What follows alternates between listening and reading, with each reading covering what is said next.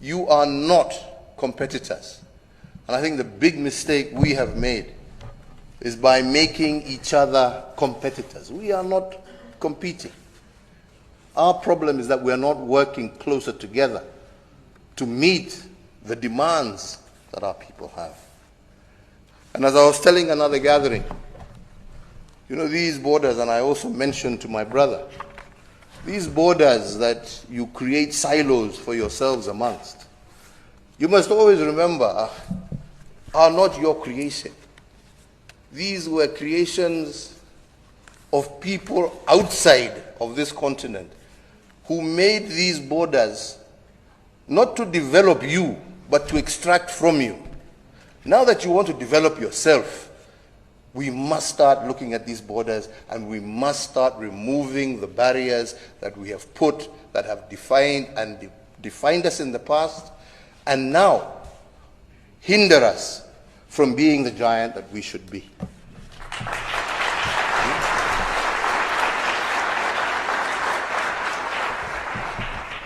I was telling my brother this morning the ridiculousness of our borders, that we in Kenya have a border demarcated with,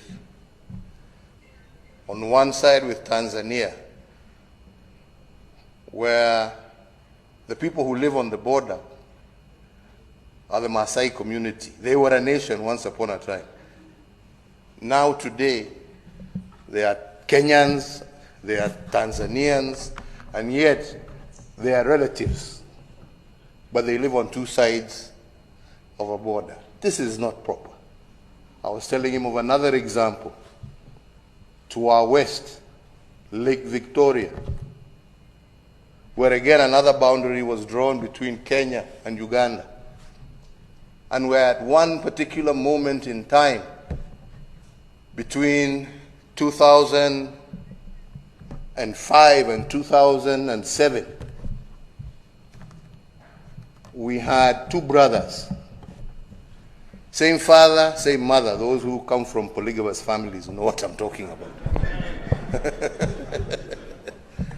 But this particular one, the same father, same mother.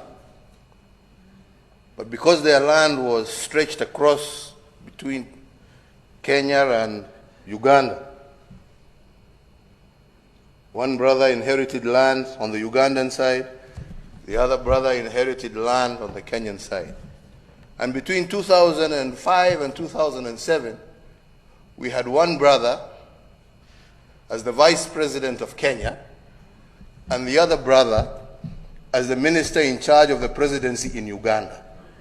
Now, I don't know whether you can find a much more ridiculous situation to explain the kind of position some of us find ourselves in.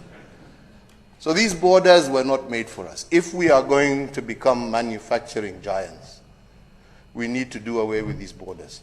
We need to see the African market as one. We need to be able to develop giants like Airbus, that makes components in the United Kingdom, that makes components in France and in other parts of Europe, but has become a global conglomerate. They didn't come together because they loved each other. We all know how they hate each other. We know. Yeah? But they've come together to survive. Africa must come together for us to survive.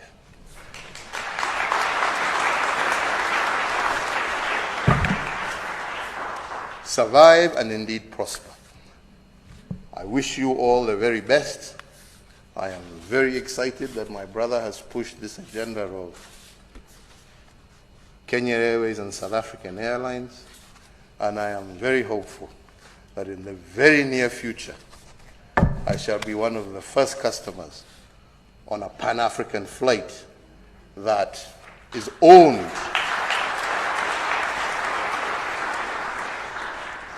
by Africa and run by Africans.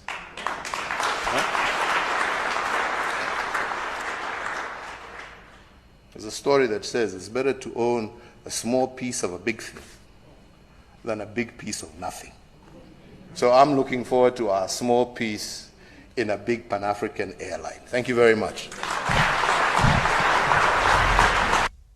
If you want more candid speeches like this, be sure to like, subscribe, and hit the notification bell to catch all our latest videos. And please feel free to leave your suggestions, news tips, or topics about Africa you'd like us to cover.